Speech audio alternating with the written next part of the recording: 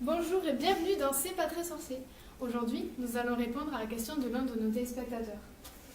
Alors, Zoé nous demande des renseignements sur les larmes. Je vais appeler Nina, je suis sûre qu'elle voudra bien m'aider à expliquer tout ça. Tiens, salut Nina. Ah, salut Coralie. Quelqu'un nous a demandé de lui expliquer comment et pourquoi on pleure. Ça te dit de lui répondre avec moi? Ouais, attends-moi. J'arrive.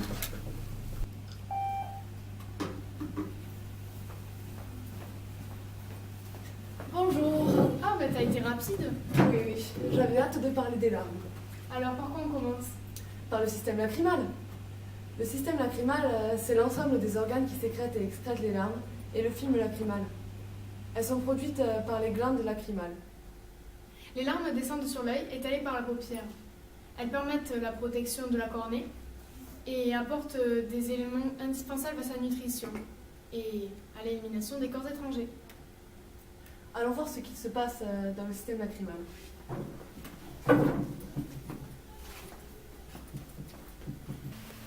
Alors, tout se passe ici, au niveau de l'œil bien sûr, et un petit peu dans le nez aussi. Voyons voir ce qui se passe derrière tout ça.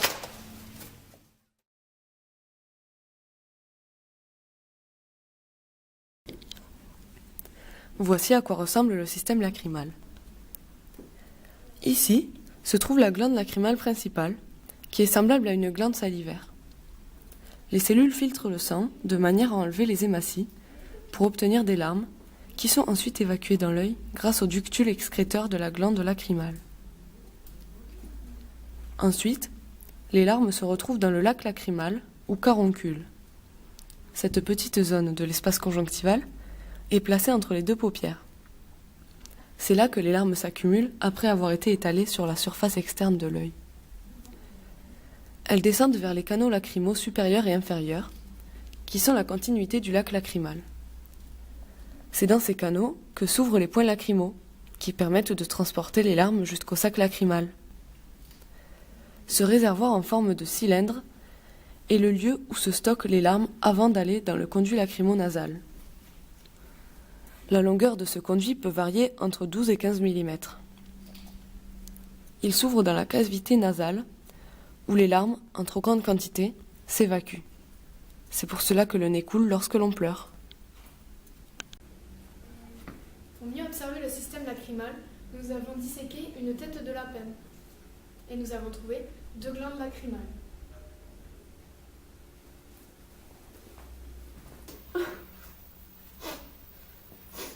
Oh, mais qu'est-ce qui t'arrive? Rien, c'est bon. Mais j'ai super mal à la tête. Comment ça se fait qu'on a mal à la tête quand on pleure? Mais quand tu pleures, il y a une augmentation de la production de larmes. Donc ça nécessite d'utiliser plus d'eau. Donc certaines zones de la tête sont déshydratées et ça provoque des douleurs. Voilà, vous connaissez maintenant tous les secrets du système lacrymal. Il y a quoi dans les larmes? J'allais justement y venir. Allez, on va au labo. Nous réalisons le test de l'eau. Pour cela, nous disposons du sulfate de cuivre anhydre, une poudre blanche, dans une coupelle. Nous y ajoutons quelques larmes et nous observons une coloration bleue. Cela signifie qu'il y a de l'eau dans les larmes.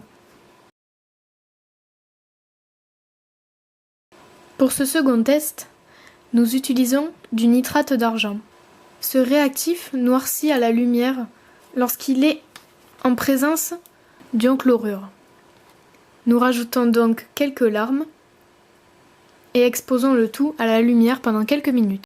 La solution a légèrement noirci. Il y a donc des ions chlorure dans les larmes. Nous allons maintenant utiliser une flamme. Une tige métallique trempée dans des larmes est exposée au-dessus de cette flamme. L'apparition de flammes orange nous montre la présence d'ions sodium. Il y a donc des ions sodium dans les larmes. Ce dernier test est réalisé grâce au réactif du Buret, qui permet de montrer la présence de protéines. D'abord, nous réalisons un témoin positif. Nous versons donc des protéines en poudre dans le réactif du Buret. Ensuite, nous réalisons un témoin négatif. Nous ajoutons donc de l'eau, qui ne contient aucune protéine, dans un deuxième tube à essai contenant du réactif du burée. Nous n'observons aucun changement de couleur.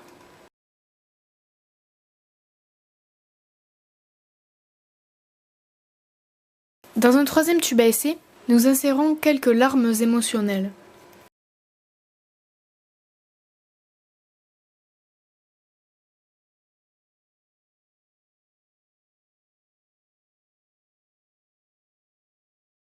Et dans un quatrième tube, nous insérons des larmes réflexes. Nous observons un changement de couleur dans le tube à essai des larmes émotionnelles et une très légère modification de la teinte dans le tube des larmes réflexes. Nous pouvons en déduire que les larmes émotionnelles contiennent plus de protéines que les larmes réflexes. Vous l'aurez compris, dans les larmes, il y a de l'eau, des ions chlorure et des ions sodium qui font du chlorure de sodium et des protéines en plus grande quantité dans certains types de larmes. À quoi ça sert les larmes? Eh bien déjà, il faut savoir qu'il existe différents types de larmes qui ont différents rôles. Les larmes basales, celles qui sont toujours dans l'œil, elles lubrifient et assurent sa protection. Elles apportent des protéines, des nutriments, de l'oxygène à la cornée qui n'a aucun vaisseau. Comme les muscles avec le sang, elles peuvent alors faire un échange gazeux avec le CO2. Ensuite, quand tu pleures, il peut s'agir soit de larmes réflexes, soit de larmes émotionnelles. Les larmes réflexes protègent des agents irritants comme le vent, le froid. Les larmes émotionnelles, elles, permettent de soulager des émotions. On peut ainsi les extérioriser. En général, les larmes servent à éliminer les corps étrangers. En effet, elles contiennent des enzymes lytiques, des lysozymes, qui détruisent les bactéries et les champignons pathogènes. Elles agissent comme des antibiotiques. Mais chez le nourrisson, pleurer, ça sert à s'exprimer. En effet, c'est leur seul moyen de communication. Et oui, ils ne savent pas encore parler. Oh, il fait froid. Pourquoi on pleure quand il fait froid? D'abord, nous pouvons pleurer à cause d'irritation, à cause de facteurs environnementaux, comme la fumée, le froid, le vent, le soleil, la poussière, l'eau de piscine ou l'eau de mer. Les larmes sont une défense pour l'œil. L'organisme envoie un message nerveux grâce au nerf facial 8 pour nettoyer les yeux. Nous pouvons citer comme autre exemple la pollution, les bactéries, la fatigue, les écrans, la fièvre ou d'autres maladies. Et mesdemoiselles, n'oubliez pas, le maquillage peut aussi faire pleurer. Le crayon par exemple peut être irritant. Ce n'est pas bon pour l'œil. Mais quand on coupe des oignons, on pleure. Comment ça se fait? Dans les oignons, il y a un gaz appelé l'oxyde de propanéthial. C'est lui qui irrite et qui fait que l'on pleure.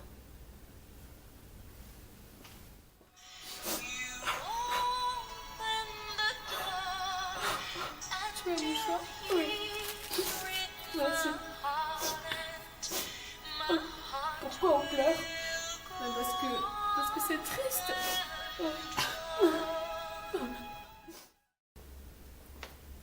Comme nous l'avons dit tout à l'heure, nous pouvons aussi pleurer à cause des émotions. En effet, lors d'un choc émotionnel fort, le système limbique, une partie importante du cerveau qui contrôle certaines émotions et la formation de la mémoire, envoie un message nerveux qui ordonne à la glande lacrymale d'augmenter la production de larmes. Ces larmes permettent d'évacuer l'hormone du stress qui est contenue dans les vaisseaux sanguins. Lorsque l'on rigole ou que l'on angoisse, les muscles, en se contractant, exercent une pression sur les glandes lacrymales. Les larmes sortent donc en plus grande quantité.